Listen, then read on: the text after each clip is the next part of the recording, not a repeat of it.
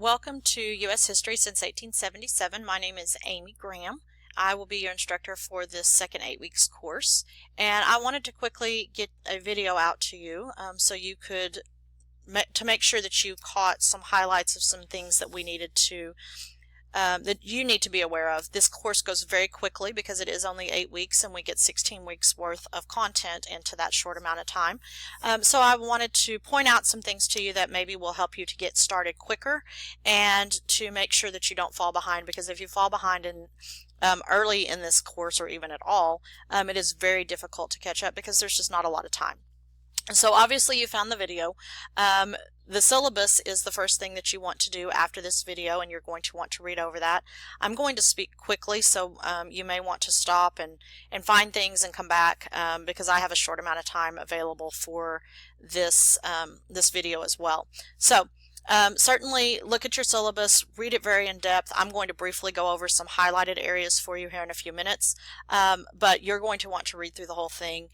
There will be a syllabus quiz that you will take, which will be after you read the syllabus, the next thing that you will do, and you will find that under the exam section. So make sure you do that this week. It is due by Sunday. The history videos and the PowerPoints are here as supplements to your reading. You do have a reading schedule as well as a schedule for the videos, and the PowerPoints go along with the chapters. So feel free to use those as you wish. They are there to enhance your reading schedule and to make sure that you're understanding the content of the course. You will have weekly discussion board posts that you'll need to do. This is the section you'll do that in. In addition to the syllabus quiz, there are 3 exams for the course, and you will see the schedule here in a few minutes, as well as a historical paper, and there'll be more details to come on that. I don't want to spend time on this video having to explain that, so we will get to that at a later date. If you need to message me, you need to get a hold of me in some way, shape, or form, this is the best way to do this. Please email me through the course, which is the course messages. Do not email me through the regular Redlands email. That makes things a little it just makes things a little more confusing for everybody. So please log into Blackboard and message me here if you need to contact me, and then you can check your grades. So we're going to go on to the syllabus now. If you have any questions on this, please feel free to message me here, and I'll be happy to respond to you. The syllabus is basically a contract between me telling you what I am going to do for you this semester, and for you to know what is expected of you to do well in this course. So there's some details here.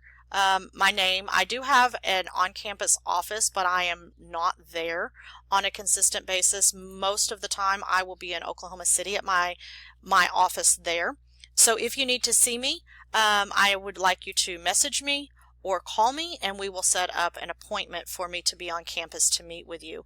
If not, and there is a problem, like I said, you can call me on my phone. You can certainly message me within Blackboard, and I will get back to you on a pretty quick basis. So as we scroll on down, there is a required textbook, The Unfinished Nation. You can get that in the bookstore, and so definitely check with them. Get that as quickly as you can because you do need it, because we are going to jump right into all of the content. If you are curious on what the objectives of the course are, you can certainly read through these and get a better idea of what we're going to be looking at. But what I specifically want to talk to you about and make sure that you understand, if above everything in this syllabus, there are a few areas. One is that I have come up with a brief calendar of your reading schedule, videos. Please notice that the videos do not go in numerical order, so I have went through and made sure that you know which video numbers go with which chapters of our reading. So please be aware of that. In addition to that, I have went ahead and by week listed which discussions are due and when they are due, when they open and when they close, when your quiz and when the exams will open and close, as well as some details about the historical paper, which we'll talk about more later.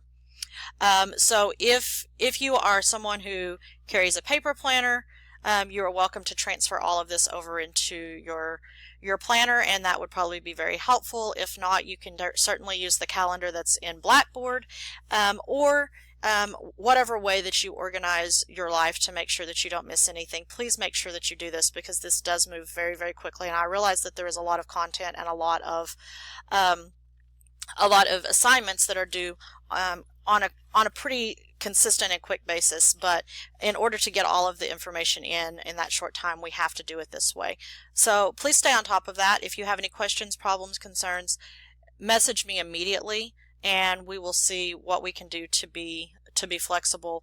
But for the most part, in order to get all of this in, this is how this has to happen. I do want to tell you that so basically, this is how you're going to earn points in the course so that you will do well. The first is the syllabus quiz. It opens today and it will close on the 26th. So please make sure that after that you won't have the option to take it, but it is required for this course. And so I would encourage you to go ahead and take it now. It's only 10 questions. It should not take you very long. So go ahead and take that and get it out of the way. That way you can start working on your reading and be ready for the first discussion post, which will open on the 27th.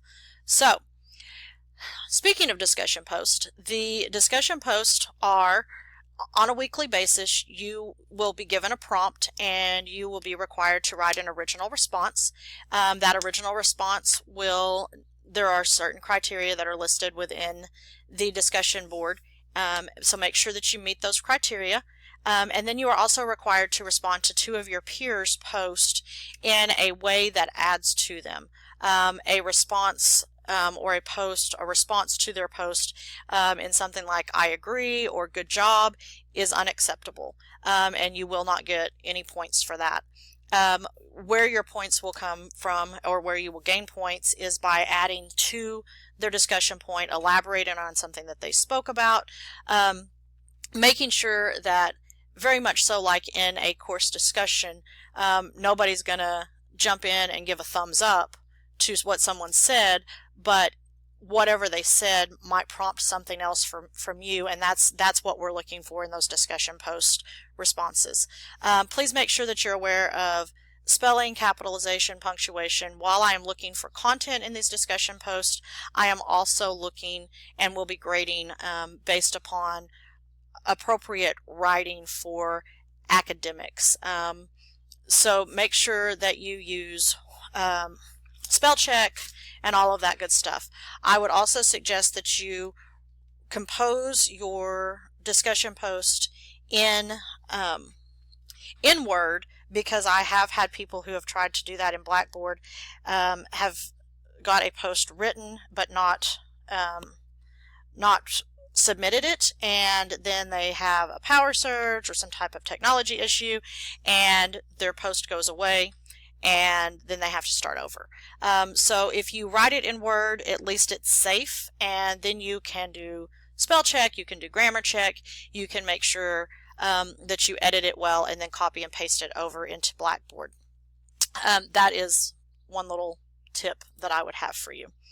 The historical analysis paper, you can go ahead and look in Blackboard now and see all of the details. There's a rubrics, there's all of the information for this, so I'm not going to go over this very in depth right now, except to say that you do have a rough draft that is due to me on April 23rd, and then you will have your final paper that's due the last week of classes.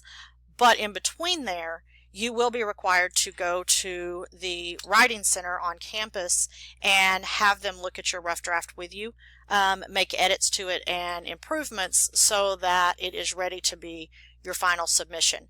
If you're not on campus, there is a way that you can email your rough draft to the Writing Center. They can email you back, you can make the updates and changes, and then turn it in. So I understand that there are people that are not in the El Reno area, and that's fine, so please use the online submission. But either way, you're going to have to plan some time to get that to them so they can get it back to you, and you can update it and edit it as need be. So just be aware of that and don't put that off. That is an awful assignment to put off until the last minute and nearly impossible. There will be 3 exams that will be scheduled throughout the semester, and you can see the dates that are already posted. The exams open on a Monday. They close on a Sunday. So you have a week to take them. You do have to take them in one setting. You can't start the test on a Monday and decide that you want to answer 28 questions and then on Wednesday come back and answer the rest of them. So you do have to do it in one setting, but the test is 50 questions, multiple choice.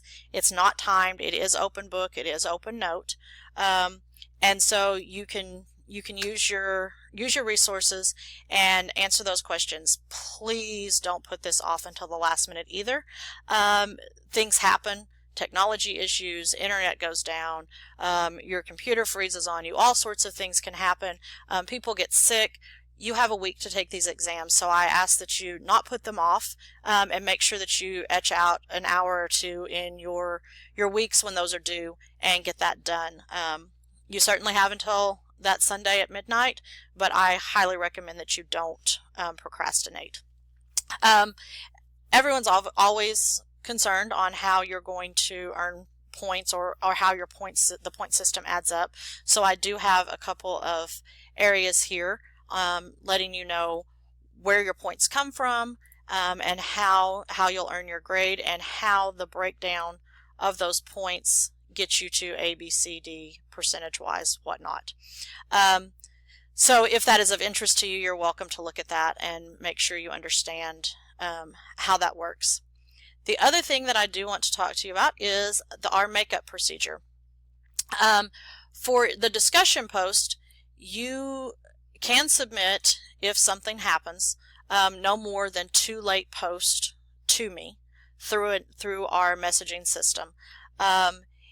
If that does happen and you submit a late post to me, then you will be eligible for no more than 4 of the 10 points for that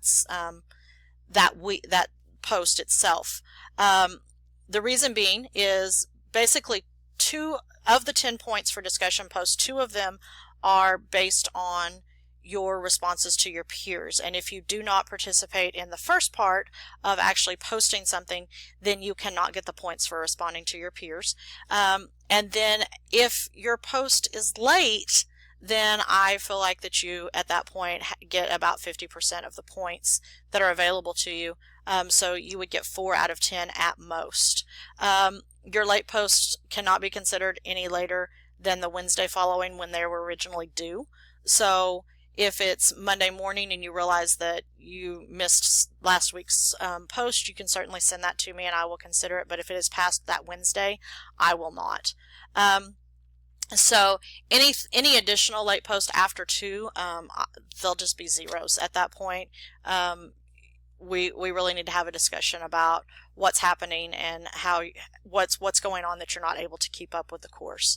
At the same time, you are able to take exams late if you need to, but I do want to tell you that because the regular multiple choice exams that are not timed and are open book, open note are available for 1 week,